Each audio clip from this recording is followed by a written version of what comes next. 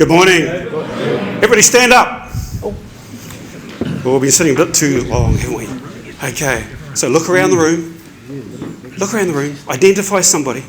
Look them deeply in the eyes. Look at them long and lovingly. And go and give them a hug. Go.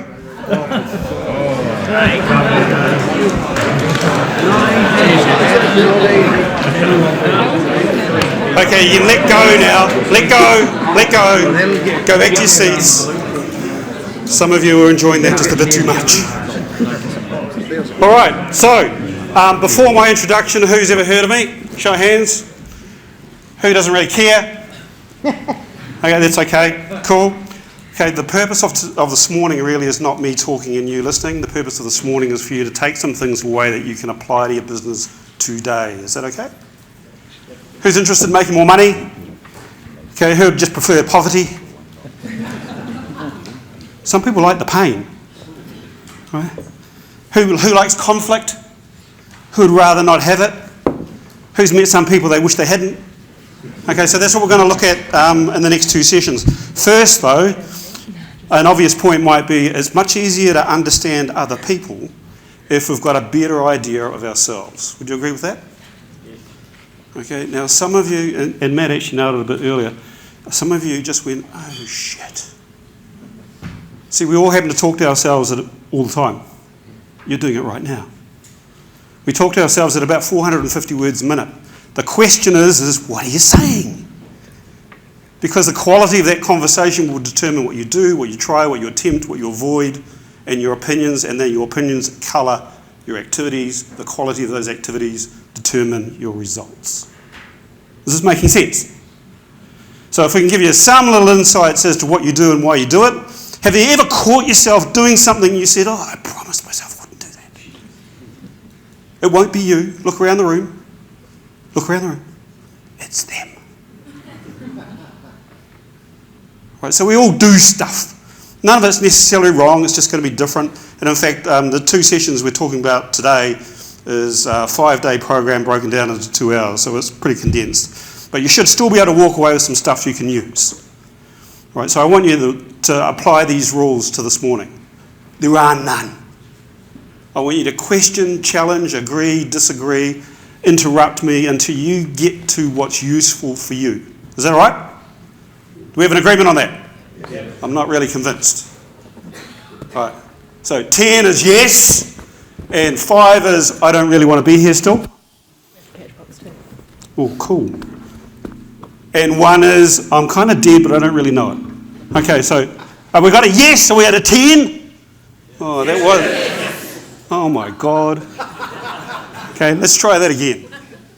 Right, where are we with this?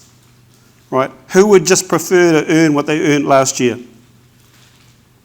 Who would like to add 10%? Who would like to add 20%? Who would like to add 30%?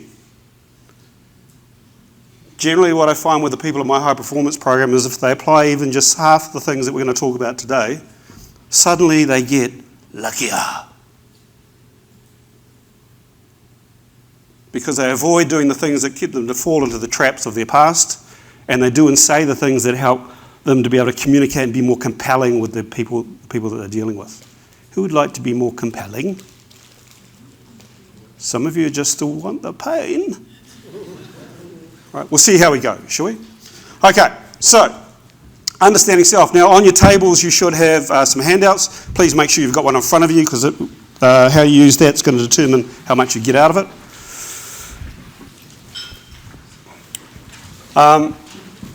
Some of the other things that you might get from this is if you've ever found yourself wondering about these things, just have a quick read.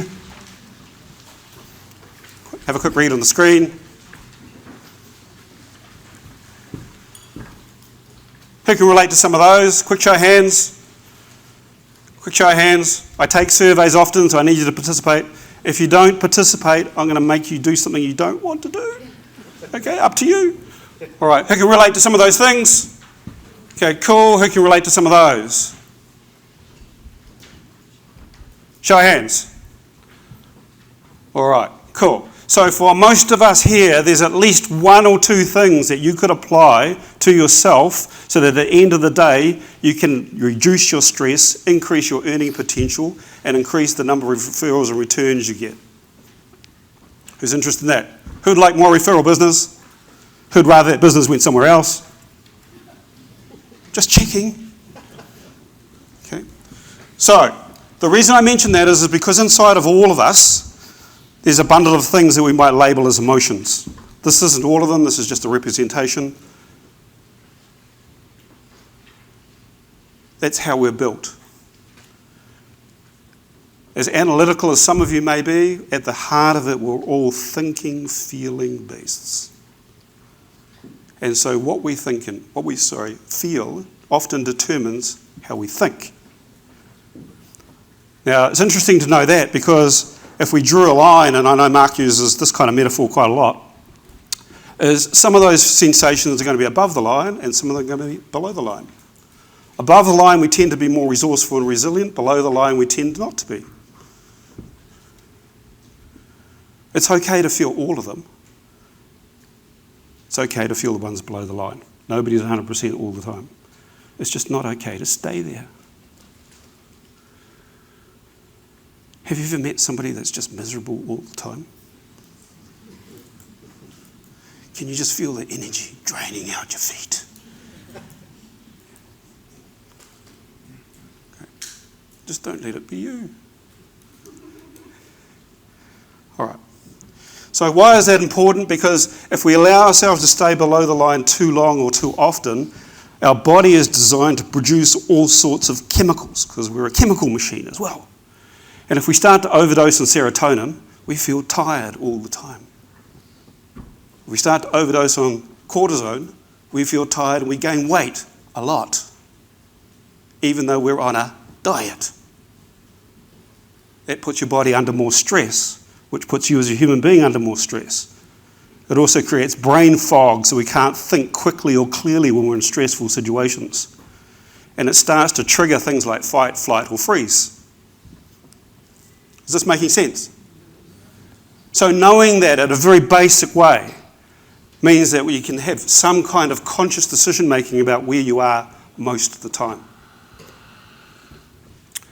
Now, if you can learn some ways, and this is another training program, but basically I'll give you some things that you can try and attempt to help you get yourself above the line if you should fall below, because above the line where you're more resourceful, your brain also and your body starts to produce different chemicals. Your body's natural happy drugs. Endorphin, adrenaline. You can get high without getting arrested.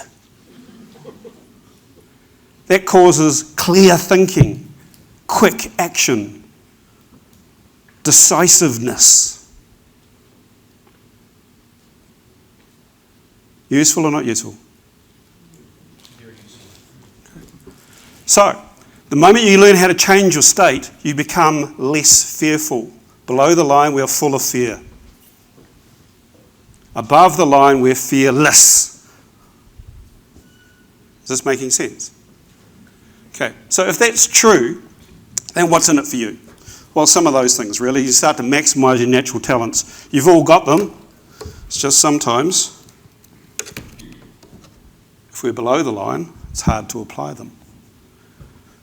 So can anybody relate to that? Yes? Okay, cool.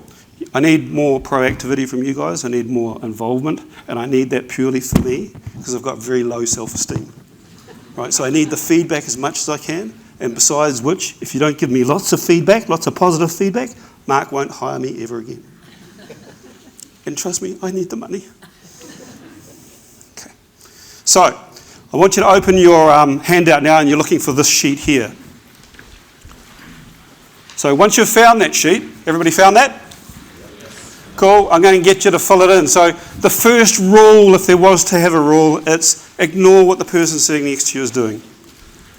Right, what I find is the moment people start looking at what everybody else is doing, then they start getting all self-conscious about what they're doing, and they don't want people to see.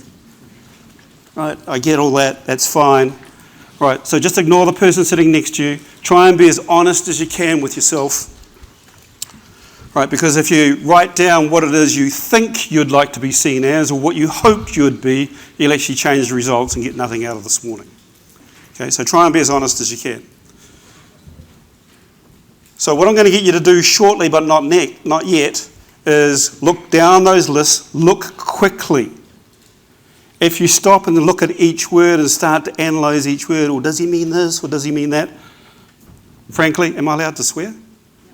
You'll fuck it up. Right? So just look at it quickly and instinctively. Circle the words that apply to you the most. Ready? You've got 39 seconds. Go.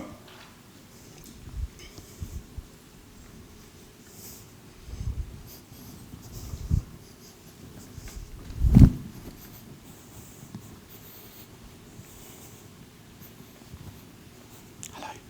Come on, over here. Good to see you.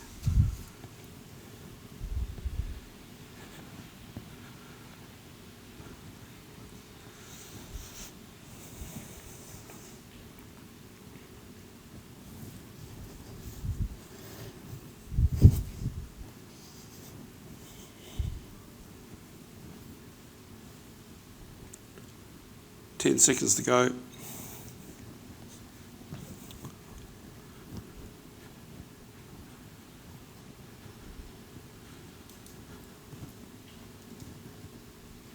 Five.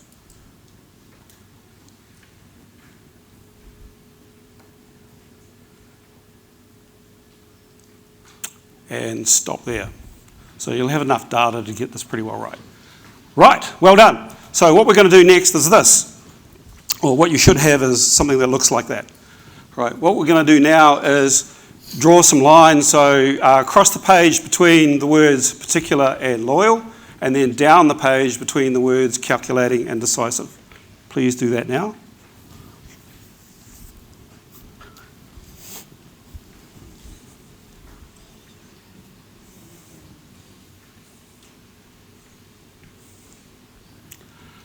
Okay, and now label them like that.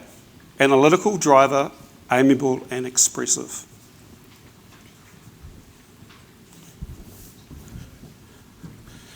So another pop quiz question. Who's done any social styles and interpersonal relationship training in the past? Just quick show. Okay, cool. Right, cool. There's heaps of them. There's Myers-Briggs. There's all sorts. There's the DOT system. There's the button system. There's animals, all sorts of stuff. They all basically try to do the same thing. They're all good. So what I'd encourage you to take from this is use what you've already got in your portfolio or your toolkit and add from today whatever becomes useful, so your toolkit gets bigger. The problem with only having a hammer in your toolbox is everything appears to be a nail. True or not true? Okay, so the more adaptive work. So you should have those 4 quadrants there now, and so each of those circles will appear in different quadrants. What I'll get you to do now is add up the words within each quadrant and then double that number, so it gives you reasonable sorts of numbers to play with, and label it just as I have there in the example.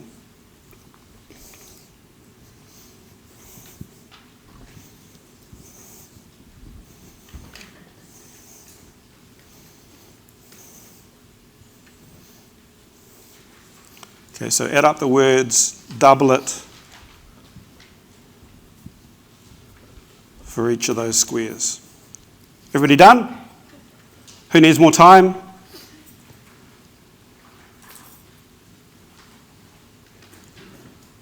All right, cool. So your highest number will be your dominant style. Your highest number will be your dominant style. I'll say this again, I'll probably continue to say this. There's no one style better than any other. They're just different. Okay. So once you've got that, if you, some of you are going to have something like this. You might have 2 numbers that are the same. Who's got that? Show hands.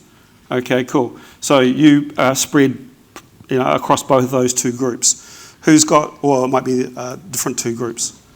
Okay. So who's got something that looks like that?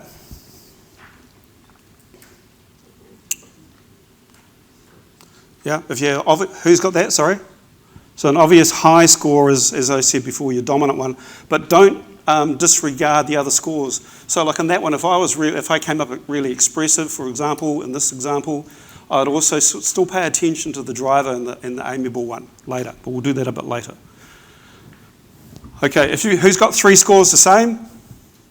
Okay, cool. So your middle one is likely to be your dominant. Is that making sense? Sorry, the same number. So if you've got 3 of the same number, the middle quadrant between those two is likely to be your dominant. Yep. Okay. Who's got something that looks like that? They're pretty much the same. Okay, cool. So you're more likely to be in the amiable quadrant because amiables tend to be more adaptive across. Is that making sense? So you've all got an idea of where you're at. Now, some of you are going to have be dominant in just 1, some will be 2, some will be 3. It might be a different 3 from the examples I've given you. Okay. No right or wrong, just notice it for later. Okay. So, well, what does that mean? It means this. If you're predominantly analytical, you're going to have some natural strengths and weaknesses. So for those of you who are predominantly analytical, just have a look at those. For those of you who are predominantly drivers, have a look at those strengths and weaknesses. And the same for expressives and amiables. So go ahead and do that now. And here's the reality bit. Circle the strengths and weaknesses you know in your heart, hand on heart, honest to God, that you do. Okay, go ahead.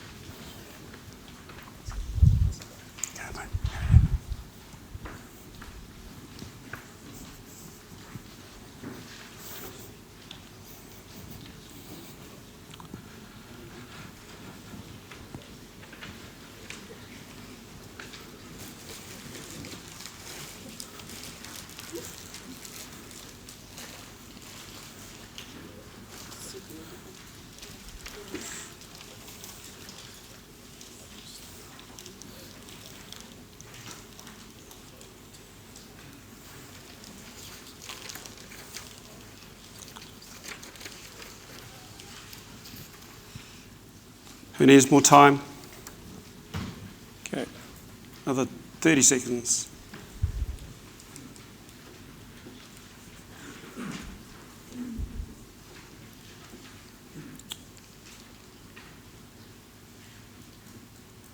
Five. And let's pause there. So, tell me, in fact, don't tell me, tell the person sitting next to you, what did you learn? Go ahead.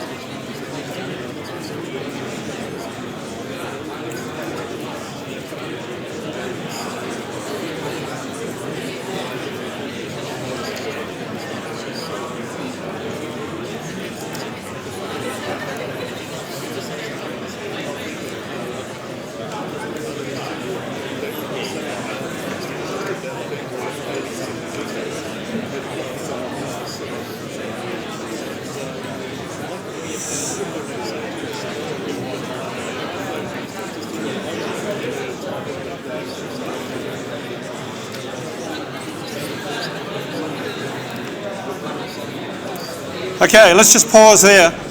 Let's pause there. Is anybody willing to share anything? Anybody willing to share a strength or a weakness or an aha? In fact, let's start there. Who had a Who had one of those? Just show of hands. All right. Who doesn't want to put their hand up but they're going to point at the person next to them? Right. Okay, cool. So anybody want to share anything? It was good to acknowledge, like I underlined a couple of things because I know I am, but I don't like to acknowledge it. Okay. Oh, sorry. That's my bad. I just said I underlined a few words, probably on the weakness side, so it was more for me just an acknowledgement. I haven't ever sort of, like I know it inside, but I had to write it down, underline it. Okay. Now that you've done that, Yeah. do you feel more empowered or disempowered? Oh, it's just disappointing. If you look at the things that you know that you would like to do less of, does it give you the opportunity to make decisions about changing it? Yeah, but it's hard. Okay, that's enough. Okay. Going to ask you a question, all of you. Who sets goals? Okay. All of us 100% of the time. All of us 100% of the time. Because in its smallest component, goal setting is decision making.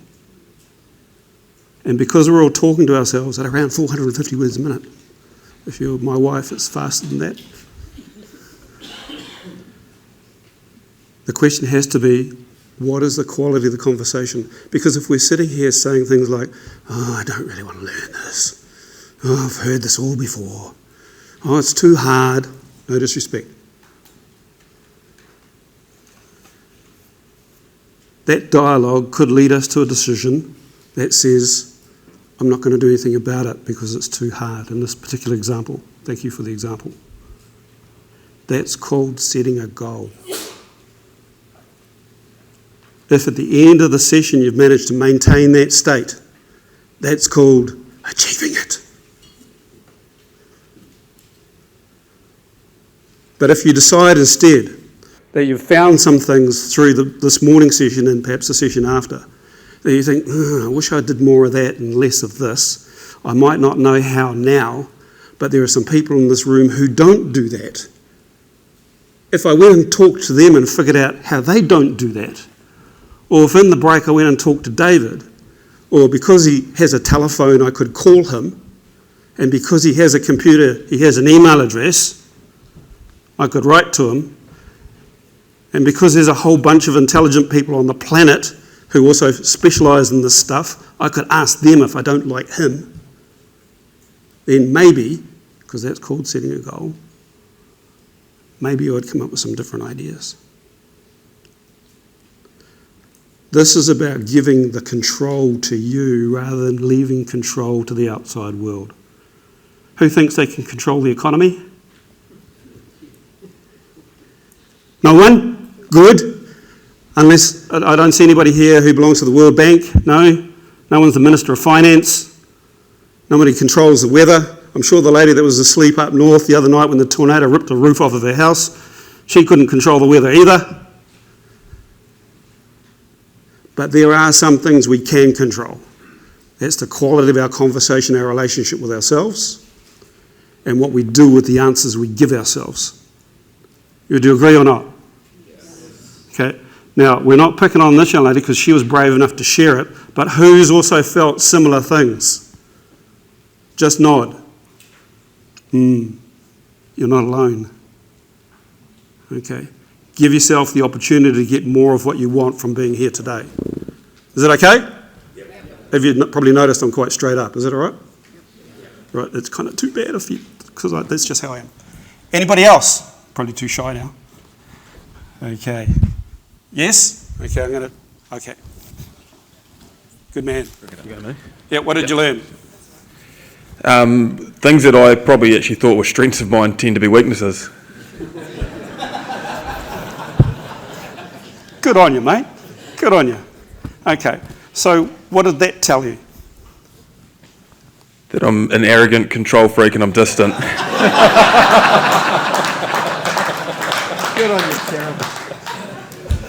Love your honesty. In fact, you sound like me.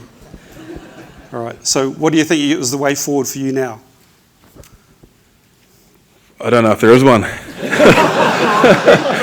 I don't know. Actually, probably just a different view on the way I do things, and if I'm thinking those are strengths and our weaknesses, it's probably how other people view me too. So it's probably an interesting look in the mirror. Good man. Good man. If you really want to give yourselves another good way of figuring this stuff out, is pick 3 people you really trust, give this test to them, and ask them to fill it in about you. When they do that, don't argue and debate with them to try and defend the opinion you already have on yourself. Just treat it as a case study as if it was somebody else. Does that make sense? And then listen to the results. All right, good on you. When I first came out of the military, I won't tell you what I did there, but when I first came out and I did this test, I was off the charts analytical driver. And then I came into sales. How successful do you think I was? I sold nothing for 6 months. And I thought it was them.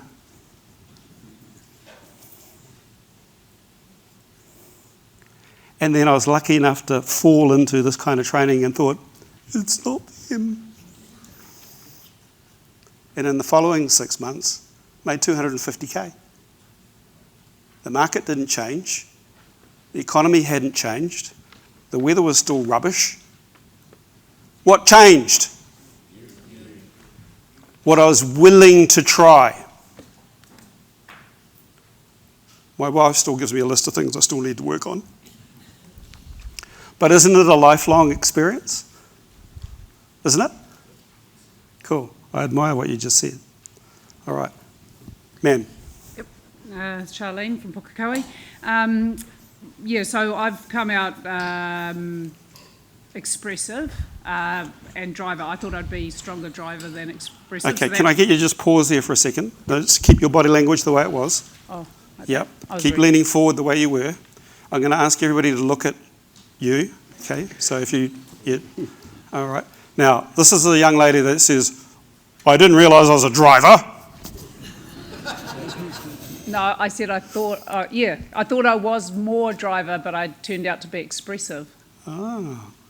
So that was because So what did you notice when you corrected me? What did I notice? Oh, when I corrected you. Oh, yeah. Sorry, I'm having fun. All right. Okay. Okay, so you thought you were expressive or more No, expressive? I thought I was more of a More driver. driver? And it's turned out to be more expressive? Correct. Okay. But the Correct. thing that you said, which I had already thought of, was I think this would be a really interesting one to give somebody else to do, to what they think versus what I think. Cool. So I think that would be quite an interesting, outcome. Okay. So tell me, how did you... Yeah, I think I'm going to drive that. Yeah. So tell me, what was your score on your analytical scale? Analytical. 4, I think, or an 8. So what was your score on your driver scale? Where is it? That's the first one. Yeah. So I was analytical 8, amiable 12, driver 16, expressive 18. Okay. Yep. All right. It's interesting because most of your dialogue is driven by your driver strategy. Do you like numbers? No? You like data? No? Do I like people? Yes. Okay. Cool. Excellent. That's really good. You know yourself really well. Okay. Anybody else? Oh yeah, what I found is where my strengths were are also where my weaknesses are. Okay. So the highest points I had, most of my weaknesses are also associated with that area. Yep. And I suppose one thing I've learned over time is I've definitely become more amiable being in real estate than what I was. Yeah, over time that's what's happened. I suppose that's getting on with more people. Probably exactly the same as what you learnt in real estate as well. Yeah. So now when I do a test on myself or I have somebody else test me, so I'm not having tried to eliminate my own bias. Yeah. I was going to say something else, but I won't. Then now I come out generally more analytical, driver, amiable. When I'm at home, I'm amiable. If I'm teaching, I'm still fairly driven, and so it depends what I'm teaching. Okay. Remember, this is just in the context of real estate. So how you are at home could be slightly different. How you are at a party could be slightly different. How many of you were late last night would be different again. Okay, but overall, the traits will still be predominantly under the surface. Does that make sense? Does that mean that you're stuck with that forever? No. No, it doesn't. Who had a test where they came up strong, analytical and expressive, so the opposite ends of the quadrants? Okay, cool. So that's often learnt behaviour. You've chosen to be more adaptive. Could be work environment, could be family environment, could be just a choice about life. Okay, who had the other two? Driver, amiable. Okay, same stuff. It's normally learnt behaviour. Okay, so you can change your patterns. You're not stuck with your patterns. The idea of this is getting to know what your patterns are, acknowledging them honestly, keeping your strengths appropriate to the context, reducing your weaknesses. Will give yourself less stress, more freedom, and as a byproduct, normally more returning clients, more referral clients, and more income. Okay, not to mention your reputation. Does this start to make sense? Okay, it's quite simple, really, isn't it? David, Yes, sir. weirdly, when I looked at mine over here, I actually didn't straight away think about changing myself. When I saw all the weaknesses scattered throughout, I just thought, who else could I get to fix those things? Okay. Is that like a lot of my things were like getting distracted or like putting things off and stuff. Yep. And to me, it was like, well, that could be someone else could organise me. You know, that's naturally where my head went, rather than saying, well, I'm going to be better at that personally. Well, that's not necessarily wrong either. You know, would it be fair to say that when you're in the business called real estate, you have to be a professional marketer, a psychologist, great at valuing property, great at presenting the valuations or the appraisals that you've conducted, a presenter, a marketer, a target marketer, to be able to read buyers, close deals, compliance, AML. How many more hats have we got? If we've got PAs or a team, then we also have to learn how to be a leader. And that's just at work. Out of work, we might be a sports coach, we might be a mum or a dad, or we have kids. Who's got kids? Who wish they didn't?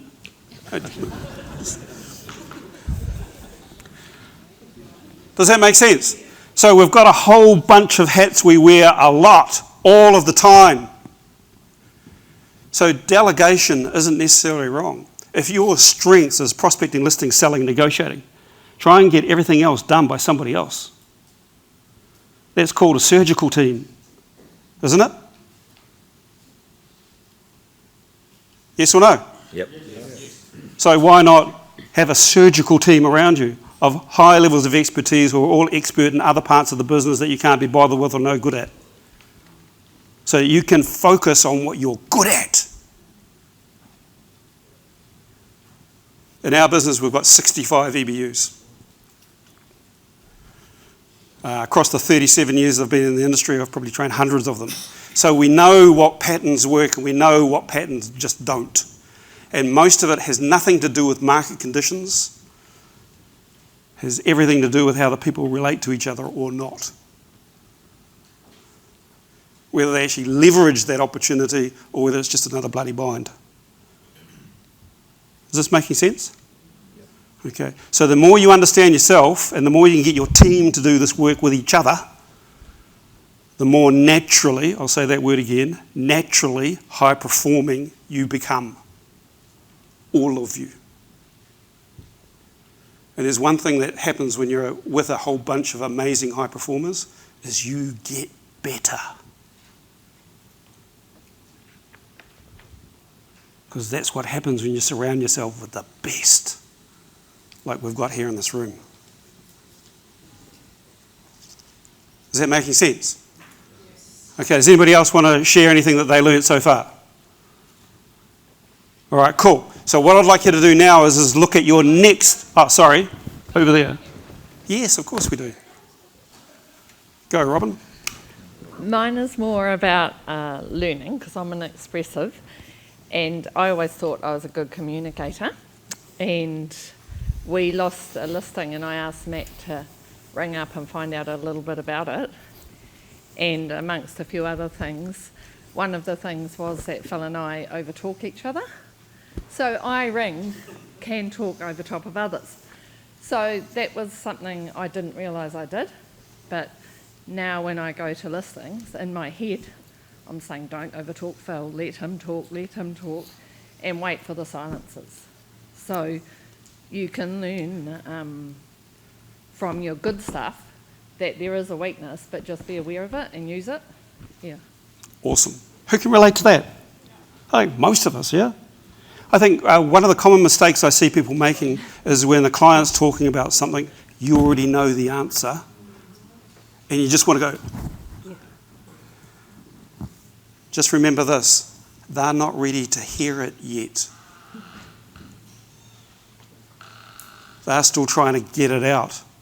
What you'll find with most human beings who are just talkative, they're talking themselves through their own answer. So if you interrupt them with your answer, they mentally inside their head they go, she's not listening to me. And you break rapport.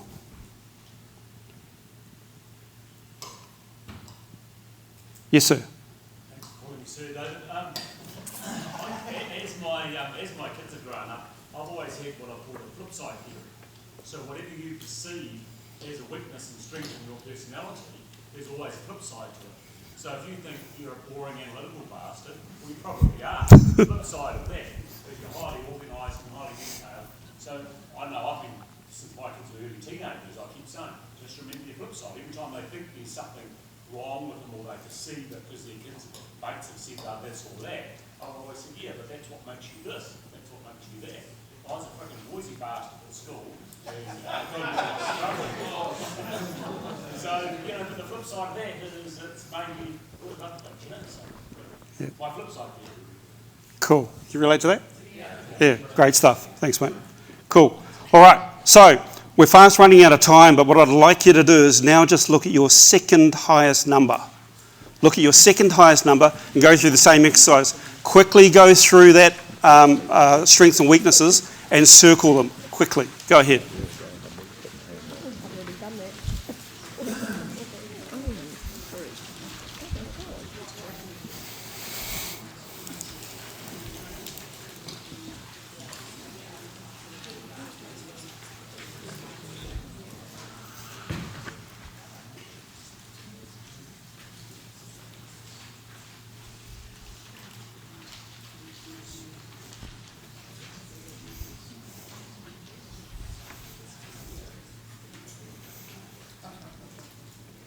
Yep. Avoid overthinking it. Just quickly go through.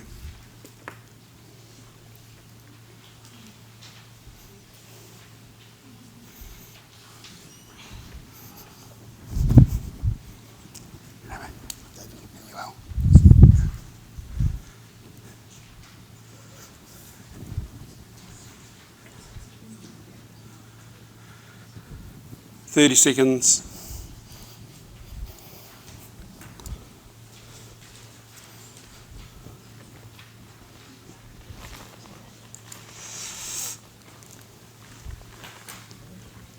Right.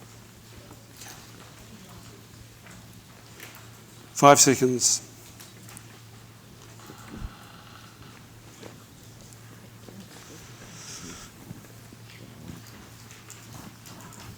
Okay, cool. If I can just get you to look this way, please. Useful or not useful? Useful or not useful? Okay, so I've given you a sheet of pros and cons too, although our learned colleague over there actually summed it up really nicely.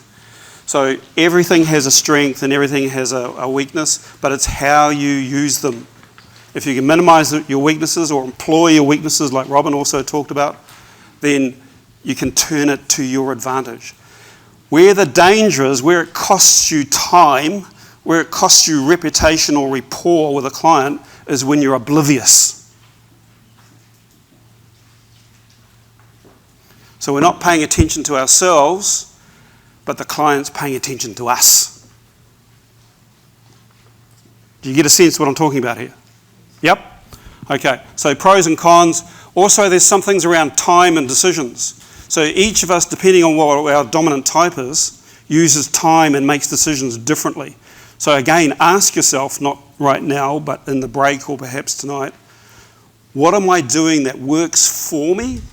And we had some good examples in here in order to stay on task, on time, moving forward and progressive. Or what am I doing habitually that gets in the way? That causes me to be late, miss deadlines, give myself unnecessary stress. For example, I was with some commercial guys yesterday, and one of the things that they said was they're always trying to get stuff out of vendors all the way leading up to the deadline for total property, and the last 48 hours is a complete shambles, complete mess, it's chaos because they haven't got what they need from the seller in order to go live. Who can relate to that? Okay, so my first question was, how do you cause that?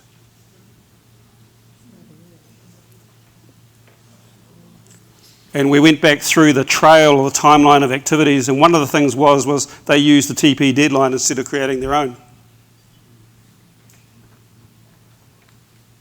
And at listing time, they tell the seller what the deadline is, but then they're chasing all the time, all the way up to it. Instead of what I've asked them to do is send a countdown to the seller every step along the way. So we're 60 days from launch, we're 50 days from launch, we're 40 days from launch, we're 20 days from launch, we're 10 days from launch, because the people who are doing that, who have taken that advice, they get all their stuff in on time from the seller. Is that making sense? Yes or no? Yes. So it's how do you do that? If you're getting a result you don't want, the question I'd love you to ask yourself is, how did I cause that? And if you're getting the same kind of responses time and time again, then what are you doing repeatedly to cause that? Question, when do people go and buy more milk? Frig. When do people fill up their car? 76% of people fill up their car when the red light's on. When do most people study for an exam? Last 12 hours. It applies to almost everything. People don't appreciate what they want until they're running out of it. Yes or no? Yes. So if that happens to be one of the things or a symptom of the behaviour you are engaging in, ask yourself, how am I causing that and what could I do differently to get a different result? Useful or not useful? Okay. So, who had some of this?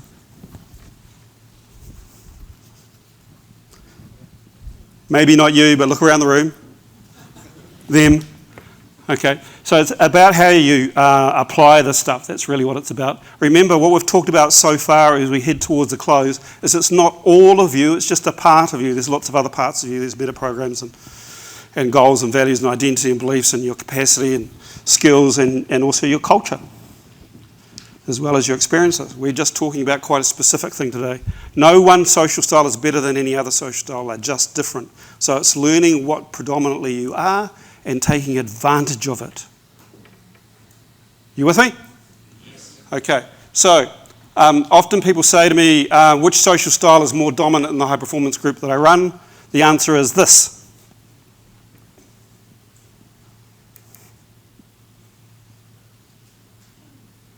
That's encouraging, isn't it? Maybe not you, but somebody you'd know sometimes say, oh, if only I had, then I could be that successful too. If only the market was different, if the market was bigger, my manager was better, the company was better or did more for me, or the weather was better or the economy was better, then I would do better. Crap. That's the technical term. It's what you ask of yourself that causes your result. If you accept that a recession means that you reduce your income, even though the volumes are different, then guess what? That's called setting a goal. And you'll probably achieve it. If you see it instead, it's a recession. Half of my competitors are going to leave and go and pump gas. So what can I do? What can I say? How can I market myself or position myself or focus on to take advantage of that freedom? Just right now, the economy is starting to improve. So some people I've already heard say, not you, it's those picky commercial guys. Oh, well, it's getting better, so I'll just wait until... Wrong! Do it now. If you don't occupy your clients' minds now, when they're ready to make a decision, you're not on their mind. True or not true? End of lecture. Okay. So, I've given you some home play. Here are some things that I'd love you to do with your managers, with yourself, with your team, to help improve. Now, some of you might be saying, I don't have time to do that. That's called setting a goal. Right, just do it anyway.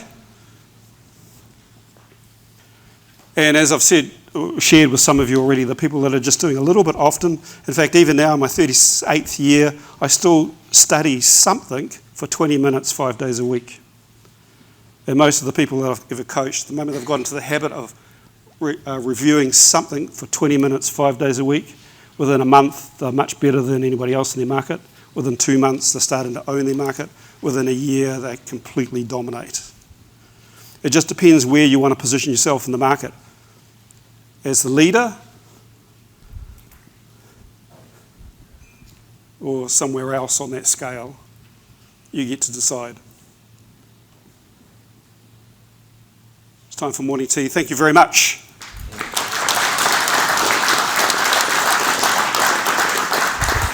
Questions just before we start?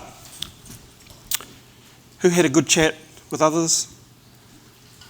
Right, cool. Who made some more distinctions during the break just by chatting with others? Cool. I'd encourage you to do that more with others. Let's talk about others. So, if you've got a better impression, a better idea now of what makes you tick and how you can enhance your strengths, and if we listen to our learned colleague PK over there, also utilise our weaknesses, then it's much easier to read other people. Does that make sense? Because you're not fighting with yourself all the time. I was just talking to Robin in the break, and one of your other colleagues, and Derek, and one of the interesting things about silence, particularly when you already know the answer, is that if you can maintain your silence long enough while the other person's talking and sort of talking themselves through the issue, do you think they'll feel heard? Yes or no? And then if you pause at the end when they're finished,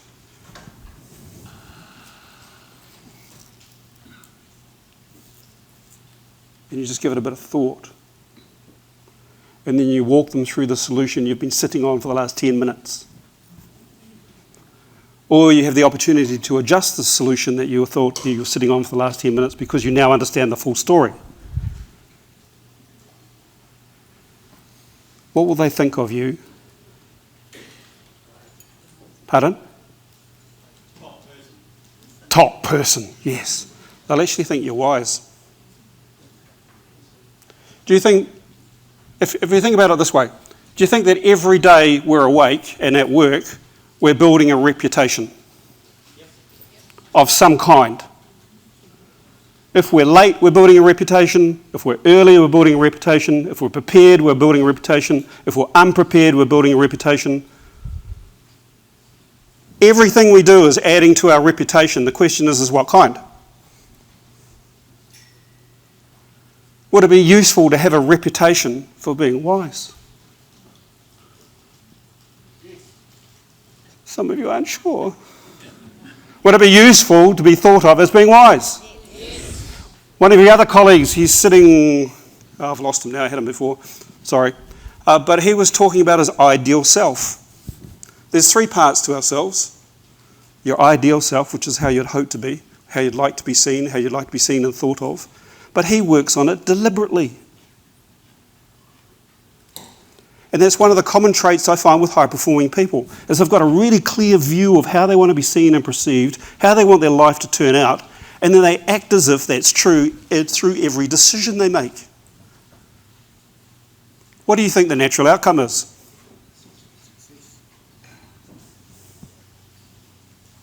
Is this making sense? So your ideal self. That affects your self-esteem, how you feel about yourself. That affects your self-image, how you see yourself. Who knows somebody who, when they look in the mirror, they go, oh, I'm fat. Or, oh, I wish I had this, or I wish I had that. Just point to them now. Go ahead. Okay. So often the image we have of ourselves isn't the image which is actually real or in reality. The question is it supportive? And that's how all of this fits in together. Does that make sense? Without straying too far away from this conversation. So what we're going to look at now that we've had a look at ourselves, we're going to have a look at, well, how can I be more effective with others? So let's start. By the way, who'd like a copy of all the slides from the first session? Okay, cool. Charlotte, just give them to the people who put their hands up first. Right. Anybody else who wants slides from the first section, you'll need to buy them from the people who put their hands up first. Right. So why should you? Well, here's some examples. Have a quick read. Who can relate to that? Yeah. What about this?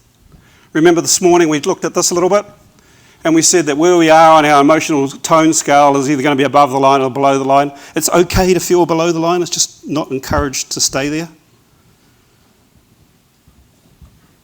So it's learning how, some of this will help you get more above the line more quickly, more often, and stay there more regularly. The upside is you'll get more from being above than below. Oops, sorry. The reality is your clients are going through the same stuff. Does that make sense? So they have their own emotional tone scale. The question is where are they? Are they below the line or above the line? Here's the thing. If I'm having a chat with somebody and I'm below the line, this person just really fucks me off, right? And they're really below the line because I'm fucking them off. That's called having an argument. Yes or no? Yes. So in the real estate context, in our business context, it's up to us as the leader to coach them. First, coach ourselves, get above the line. And then to coach them to get above the line too. Because where are all the best decisions they will make? Above or below? Above. So what do I mean? Well, it could have to do with the price you settle on, the marketing they select, what they'll sell their property for, what's included or excluded in the property, what needs fixing and what they won't, and all of the other millions of things that are technically based as part of your expertise. Is that making sense? It affects everything. So, if we carry on from there, have a look at this. Is that true?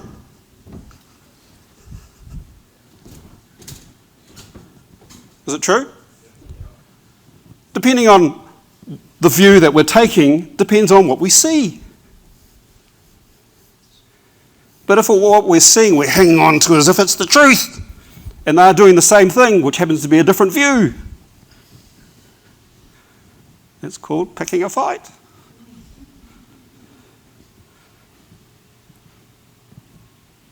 Who knows somebody who does this regularly?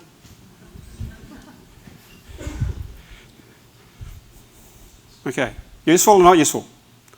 So if we look at that as a framework, remember the purpose of the exercise was to build trust so that you can get to the truth. The reality is if you're not building trust, and this is just a simple way of doing it through these processes, they won't tell you the truth.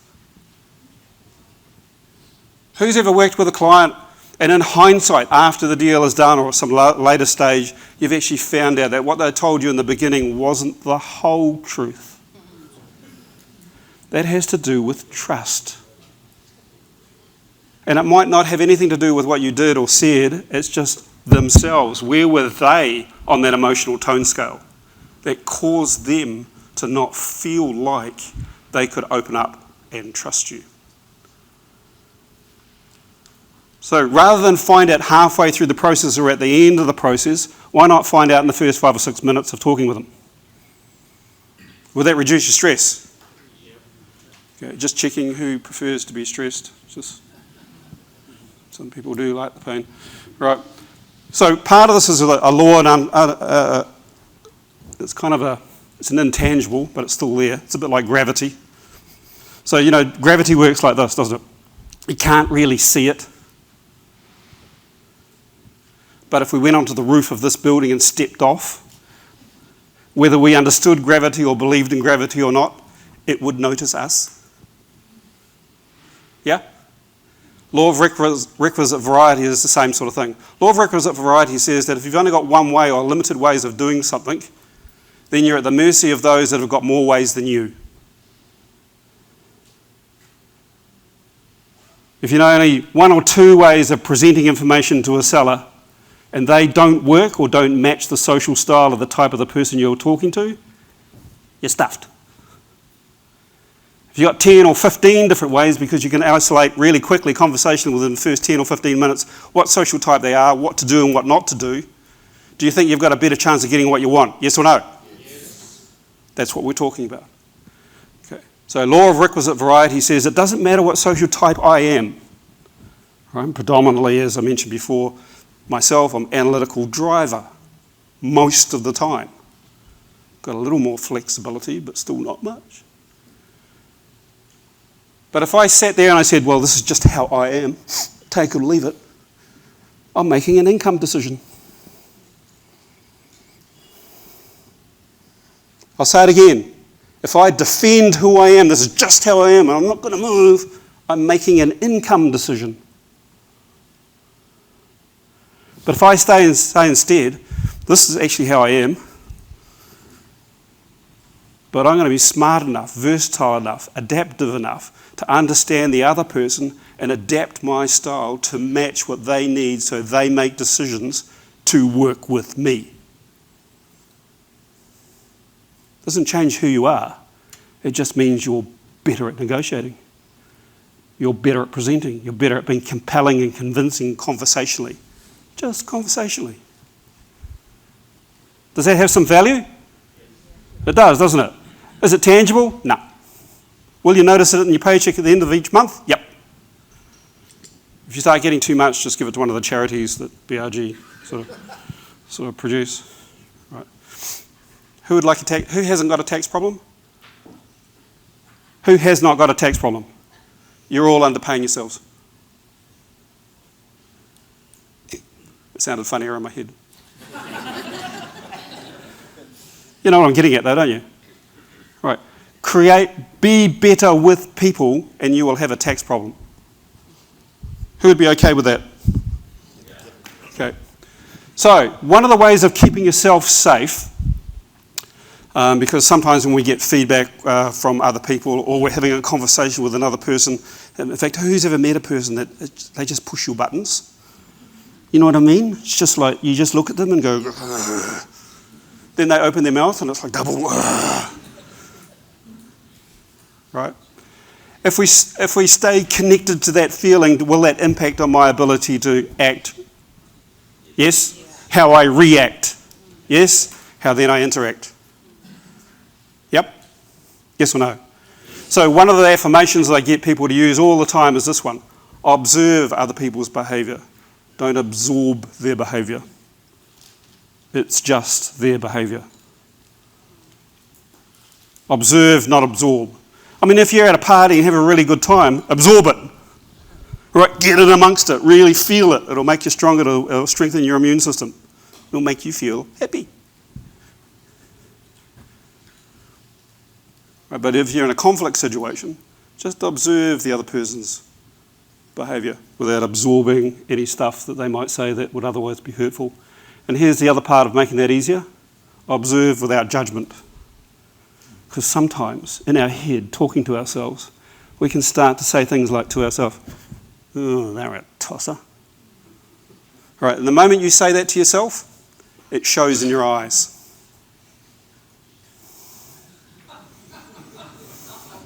And they saw it. Do you think that adds to rapport or breaks rapport? Breaks. If you try to close them now with broken rapport, will it work or not work? Probably not. Or they'll ask for a discount. Because that's how it translates. Okay, useful, not useful?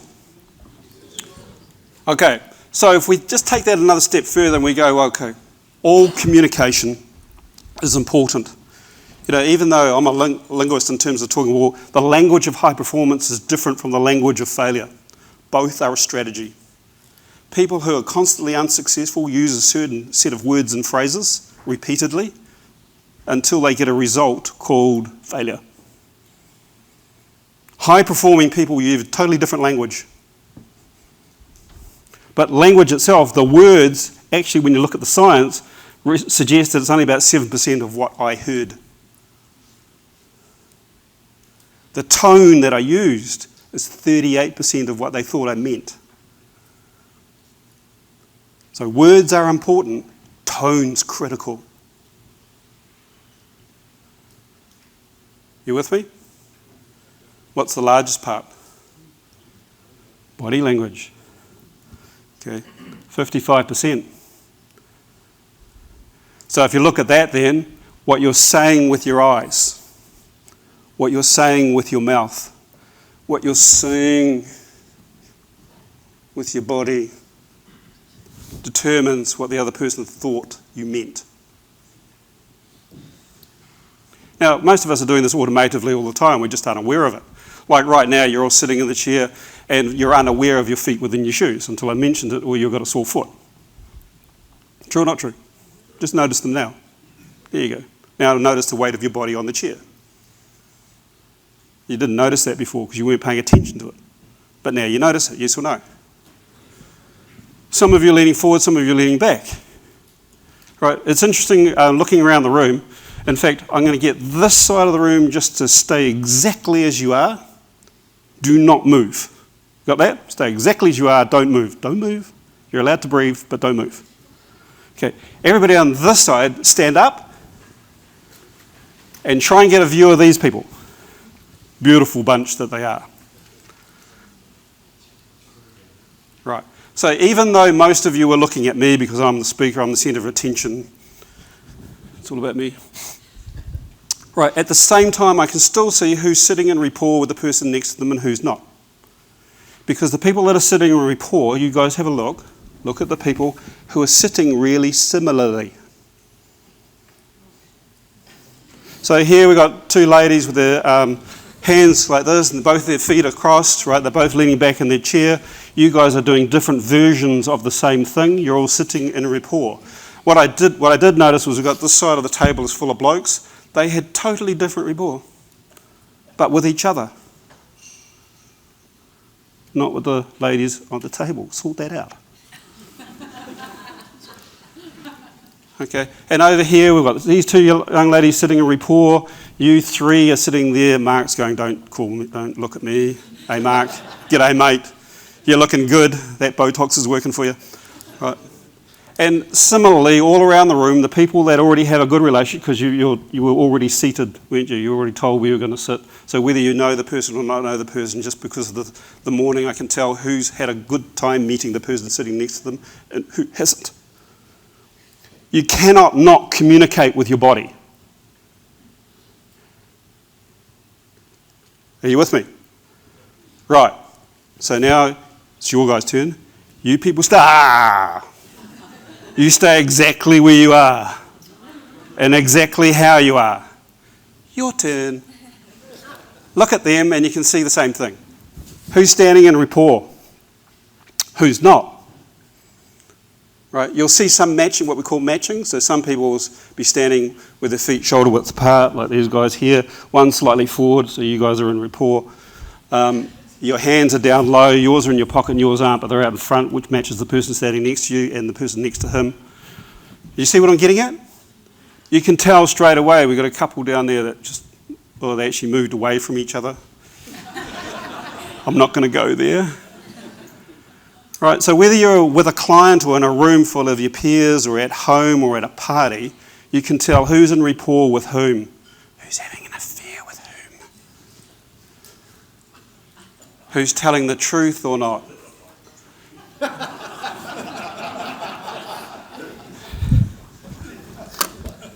Who was that?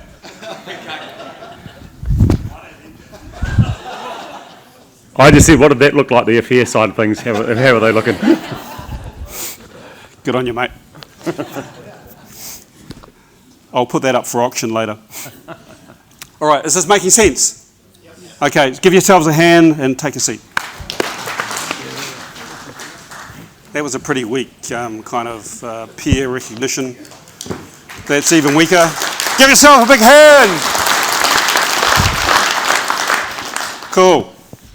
Right, so how am I? Depending on where you sat, whether you're one of those quadrants, analytical, driver, amiable, or expressive, or a combination of those things, just by looking at the other person, you want to try and figure out where are they.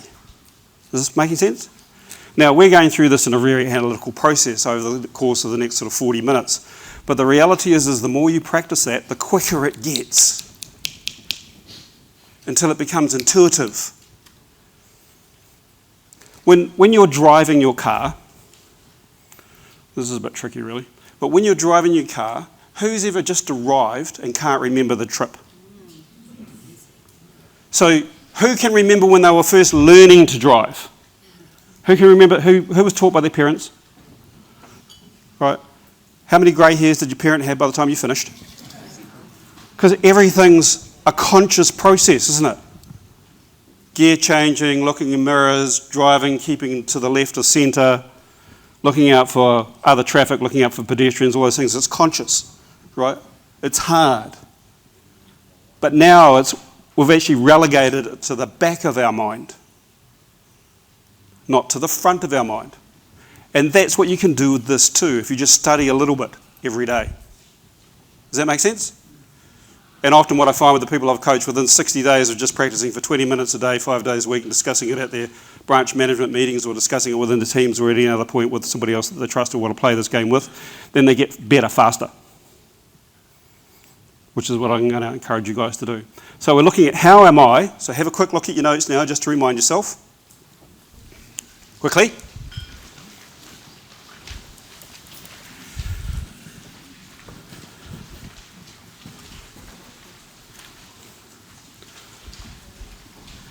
Cool.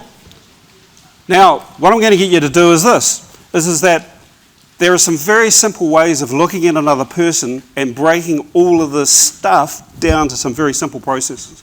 The first one is by saying, well, how do I recognize it?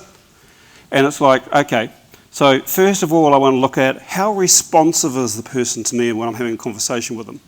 Now, this isn't just when you're with them one-to-one. You can do this through video calls. You can do it through email, by reading their emails. Texts is a little bit harder, because most people take too many shortcuts. And sometimes it can hide or mix social typing. Does that make sense? Who's ever got an email, though, and you thought the other person was angry, and you talked to them later and they found out they weren't? Okay, so you've got to be a little bit careful with that. But certainly when you're looking at them, right, either on the screen takes a little more practice, but certainly when you're standing in front of them, just ask yourself this question: how responsive are they to me? So if they're showing analytical traits or driver traits, they could be less responsive, more reserved. They could be leaning back when they're talking to you. They could be folding their arms if they're quite analytical. They could be talking on a monotone if they're analytical. You'll know if you shake hands with an analytical. Some of you will be able to relate to this. Just shake my hand. Just stand up so everybody can see. Right. We'll come over here so everybody can see. Right. So, what social type is this gentleman? He's already showed you. Pardon? Why did you come to that conclusion? Yeah, he's quite kinesthetic. Yeah. Okay. But what else? Pardon? Willing. Yes. What else? He's quite good looking, you know. Be nice. Be nice. Yeah. Got your back, mate. Got your back. Right. What social type did you come out at? Driver. Driver, yeah. So what driver traits is he displaying? He's confident, he's got one foot in front of the other as a defence. It's not a defensive posture. It's a typical posture for a driver type person, right? He's quite strong in his shoulders. Before he did that, he was standing like this to me for a second, and then he softened himself and went back. Good on you, because I'm easily intimidated. All right, does that make sense?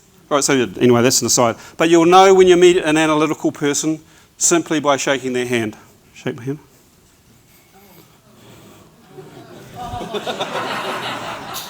You all got that? Right, you'll know when you're meeting a strongly driver person by... Yep. What did I do? Step forward, stepped into his space. Actually, you notice he stepped away from me slightly, but because he's a driver, he didn't step too far because part of his brain went, yeah, go on. Okay, cool. All right, you'll know when you're talking to an expressive person when you meet them because you put your hand out. Right, or it might be, yes? And an amiable person unconsciously, but they also might hug too. Now, just one thing with analyticals, they're not all really data driven from the viewpoint that they're kind of standoffish. Sometimes you'll get the flip side of the analytical where they're quite arty. I've got a few friends who are scientists, right? And they all wear quite bohemian stuff and they're really arty and they're out there, man. Right? But then when we get down to science and facts and figures and data and stuff, they're right into that. You got the idea? Yes or no? Yeah. Cool, give them a big hand. Thank you, mate. So you're looking for responsiveness for analytical driver, you'll get some of those results. For if they're more amiable or expressive, you're looking to see how emotive they are. And I gave you some examples with the handshake stuff. You know, really expressive people will talk with their hands. Know somebody who does that? Perhaps it's you. Yes? Yes or no? You'll know other really amiable people in your office because they're the ones who go around trying to fix things when people aren't well or unhappy. Anybody got somebody in the office like that? Anybody got somebody in the office that's really stubborn? Amiable. Passion. Oh, I like the way you think. Yes. Okay.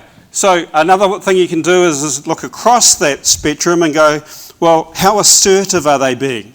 So for analytical amiables, they generally ask a lot of questions. For driver expressives, they make lots of statements. I this, I that. Not wrong, just different.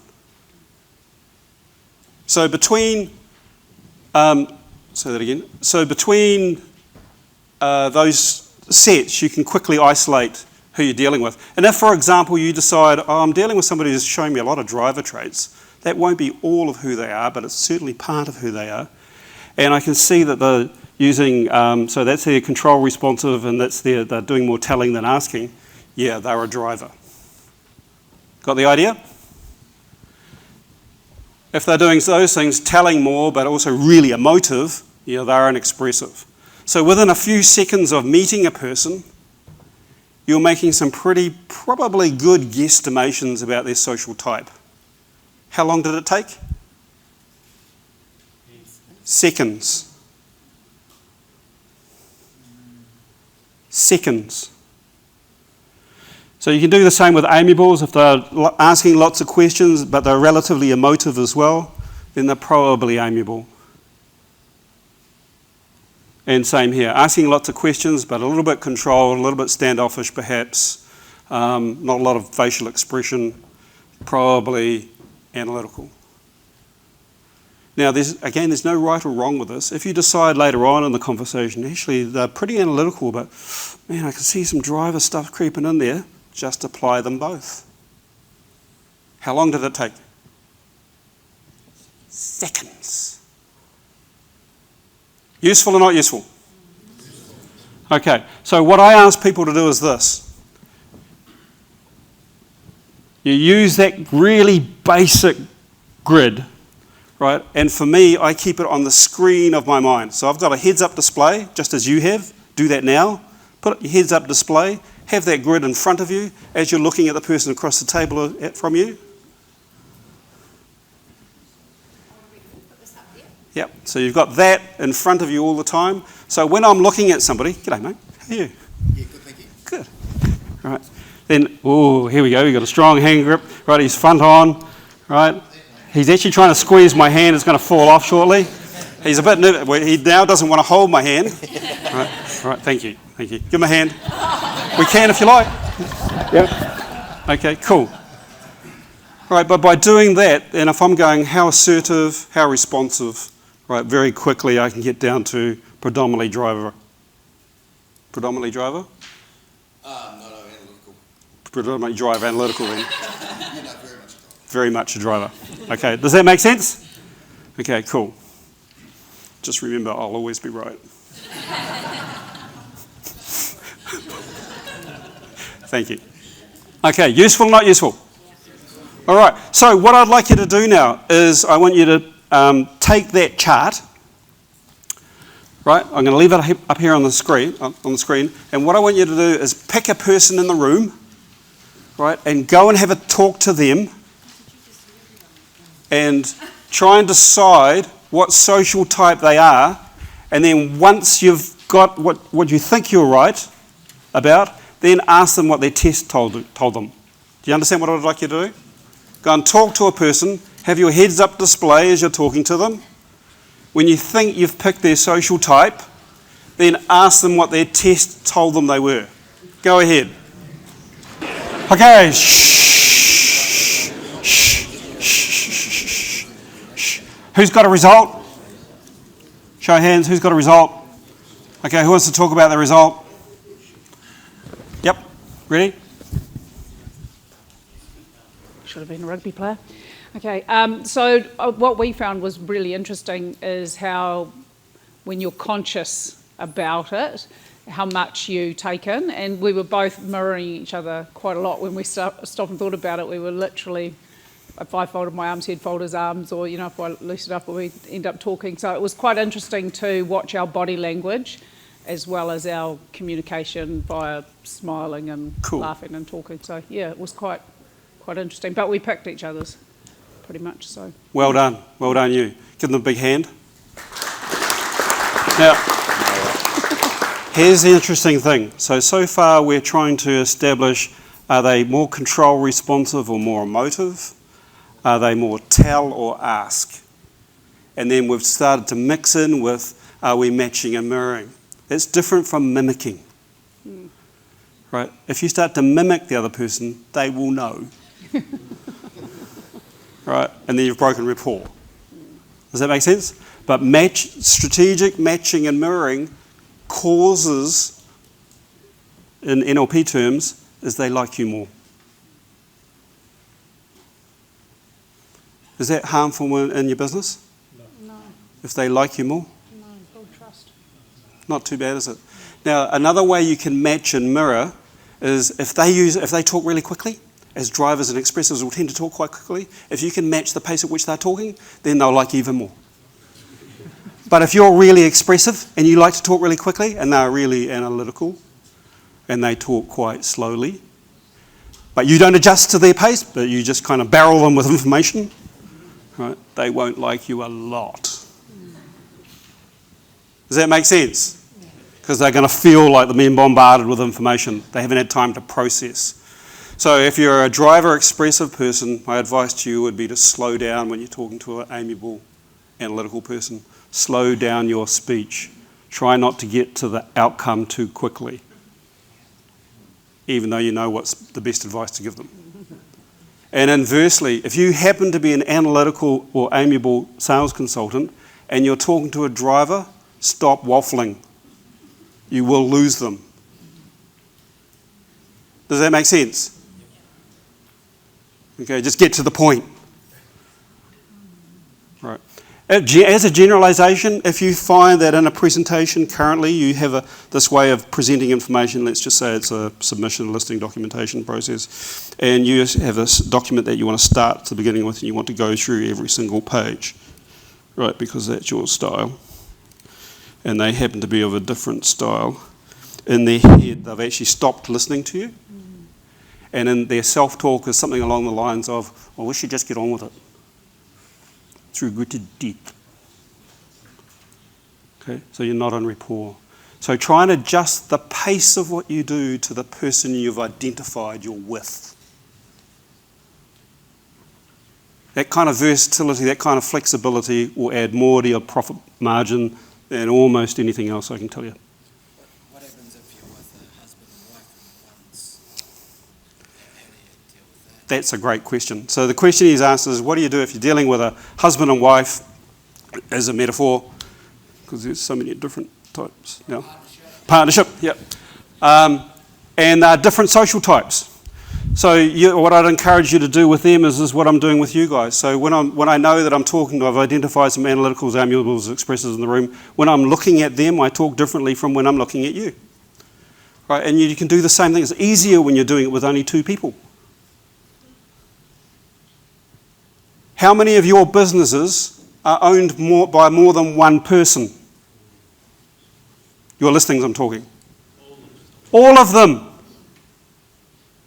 So wouldn't it be useful if you're sitting around a board table with all of them, or around a coffee table or a farm table, or wherever you are talking to them, that you adjust your physiology and your language and the rhythm and speed and volume of the pitch of your voice to the person you're looking at?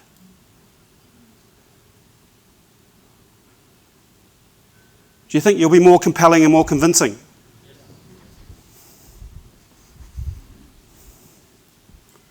And once you practice this, because that's all it is, it's easy. It's only hard and a mystery if you don't. Great question. Is this making sense? Yes. Does it sound right? Yes. Does it feel okay? Yes. What 3 sentences did I use? Does that make sense? All the analyticals in the room went, yeah. Does it feel right? All the kinesthetic, expressive amiables went, yeah. And then I said, did it look okay? All of you went, yeah. Because you're mostly visuals. We've got some strong Ks here and some AIDs, but most of you have got a bit of a mix. Most people are still quite heavily visual. We're going to talk about that soon. Useful or not useful? Okay, anybody else got a story they want to share? Okay, cool. Grab a seat.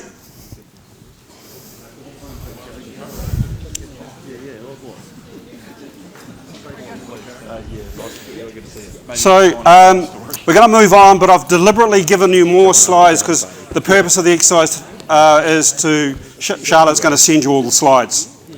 All right? So you can play with this in your own time. So I've given you some more slides for even better ways of recognising different types, which includes gestures and postures and voice tone and stuff and the environment they may be in. So that's going to help you as you go through the learning process. When each style gets stressed, they behave in predictable ways. Now, this is useful to know because often when our clients get stressed, they fall below the line. It can have a negative impact on us and our performance in terms of I don't want to go meet with them, this is going to be a nasty conversation. But if you just go from the viewpoint of, I'm just going to observe their behaviour, I'm not going to absorb it. I already know that they're heavily analytical or heavily amiable or whatever it is. So I'm just going to read this first. Okay, so they're likely to behave like X. So what can I mentally rehearse? What information can I take with me to help them get past their stress and get them above the line again?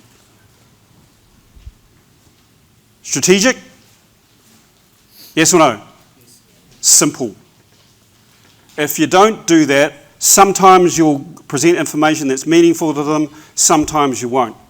You know, in a husband and wife situation, let's say one's analytical and the other, normally we're actually married to our opposites, by the way. Just saying. Just have a think about that now. Nod if you agree.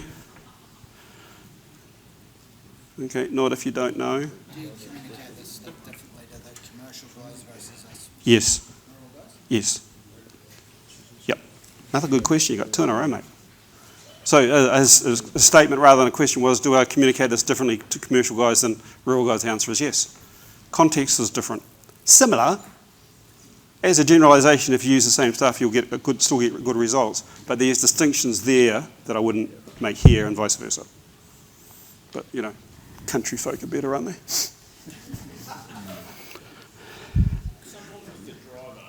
question on that. I reckon I faced it before. It's on that natural. Hang on, where's the old mic? Who's got the mic? Toss it to this gentleman. Cool. Go. I was just asking more around the driver, but because I think naturally we probably all do a bit of this in our work. But sometimes when there's another driver in front of you that's quite dominant, sometimes I've felt it's a bit better to step back a bit rather than match their thing. Is that the right thing to do or not? Yes. Yeah. Yeah, the problem with strong, dominant drivers, especially if they're right at the extreme end, Yeah.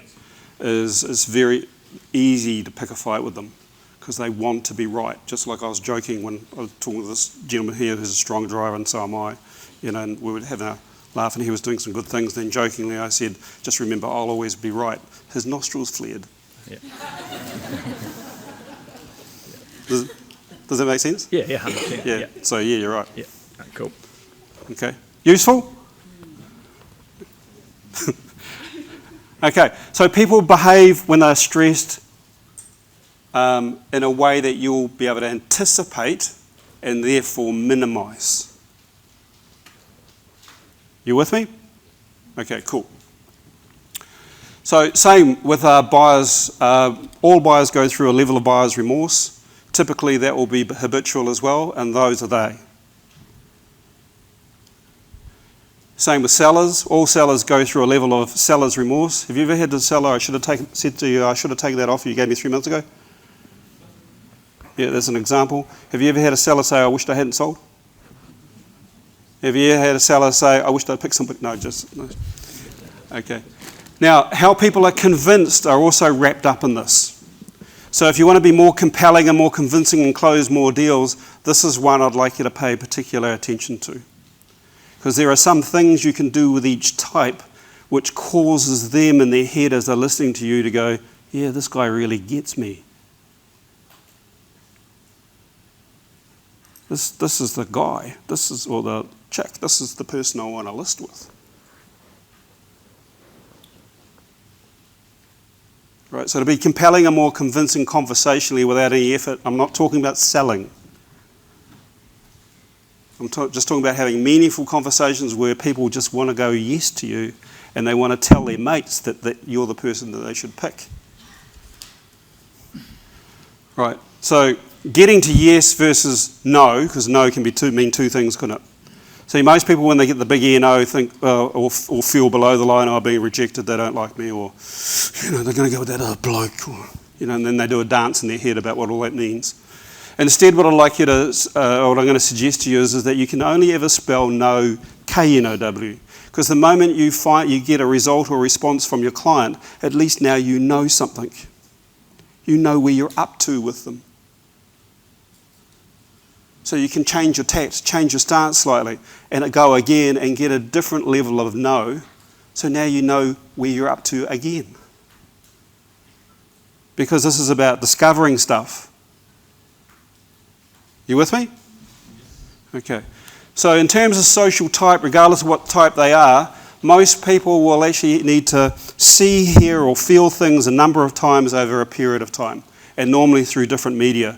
So, if we don't start, for example, as we've got a recovering market, whatever that means, and we go, when the market's stronger, then I'll do more lead generation, then I'll whatever. It's already too late.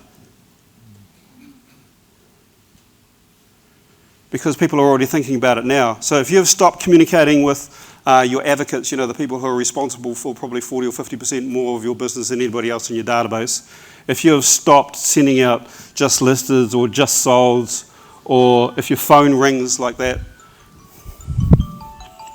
sorry, it's going to cost me later. Right, then mostly those people have already made a decision. They're already looking now. So you need to be communicating with them at least in different ways between 6 and 7 times before they're in a position to make a decision. Who's ever gone and made a big decision in life without thinking about it first?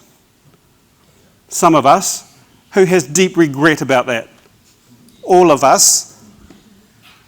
Who's thought, oh, I might just sell my house, might just move, and you've thought about it over a period of time. You started looking at what else was for sale that you might move to. You started looking at sale prices, right? A number of times over a period of time before you were in a position to make a decision. That's how all human beings are. The difference is, and we'll get to that a little bit later, but each one of those types will take slightly longer or shorter than other types.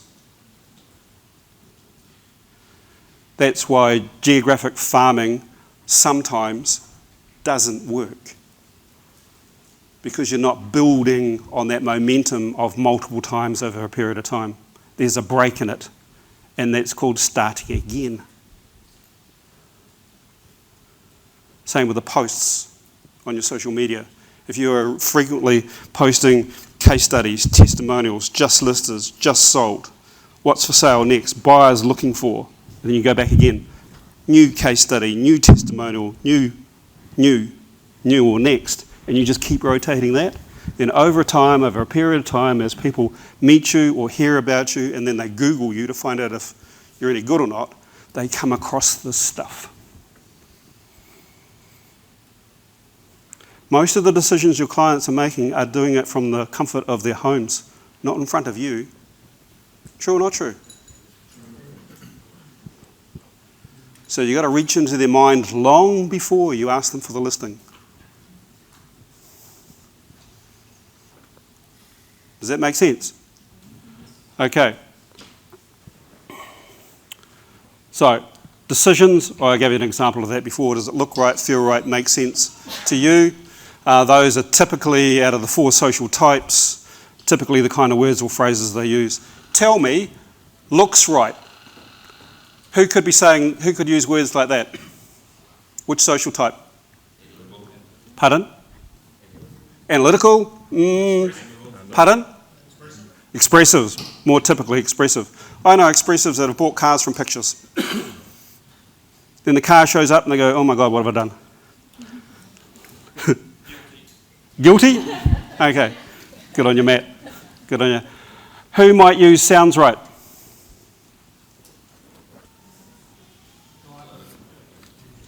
Could be. Who would use sounds right? Commonly it's an amiable. Looks right was expressive. Okay, makes sense? Analytical. Okay, most analyticals use non-descriptive words. We're going to go into that shortly. Right. So looks right, sounds right, feels right. Who could be a feeler? Driver, typically. Doesn't mean amiables won't, but typically it's a typical decision-making strategy of a driver. Okay. Again, none of this is sort of set in concrete. It's not one or the other. Sometimes you'll get a combination of both. But once you know how to do it, like if we use this guy's metaphor before, if I'm working with Mr. and Mrs. in this example, and he's particularly analytical, I would say things like, does this make sense to you? And if she's particularly amiable or expressive, I might say, does that feel okay to you? You with me? Yep. Okay. So, we'll come to words now, because words reflect how people think. Right, so there's a group of things called visuals. So this is all still relative to social typing. So a person that's particularly visual might say, yeah, I really see what you mean. Just the picture of that or the image of that in my mind's eye means that I've got a really good view of what I think needs to happen. How many picture-based words did I use? Pardon? We had 4 down here. Any bids on 4?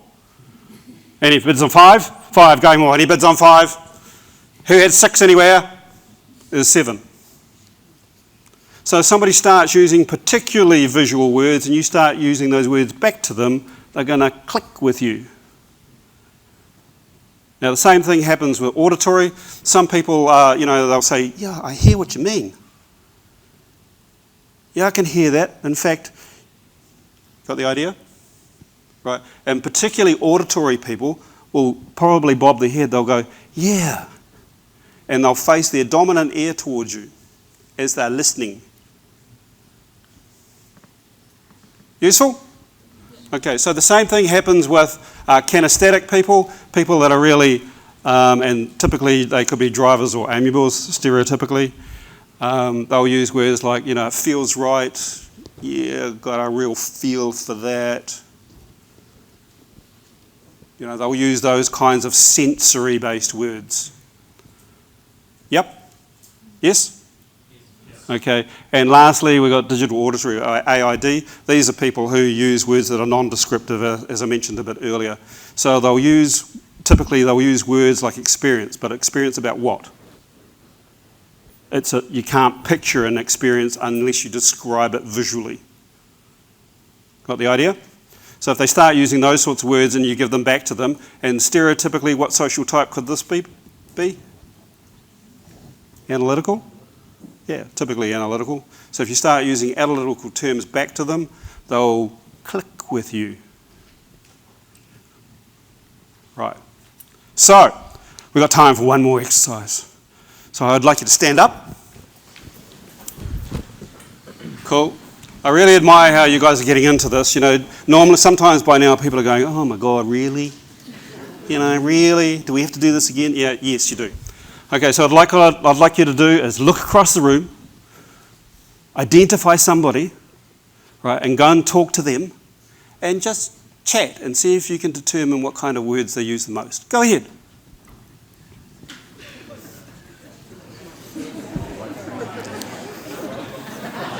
We still okay? Pardon? 4 minutes. 4 minutes, okay.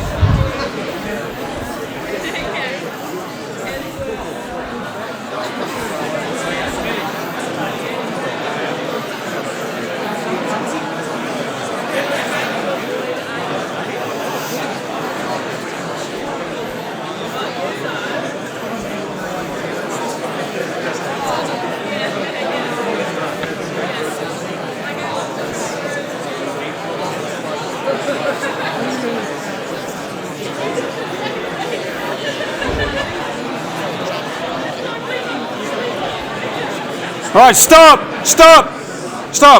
Who's already picked what favourite words they use? Who's already picked it? Show of hands. I don't believe that. Okay. All right. You got the idea though? Yes or no? All right, we're running out of time, so I'm going to have to move on. Is that all right? Okay, grab a seat.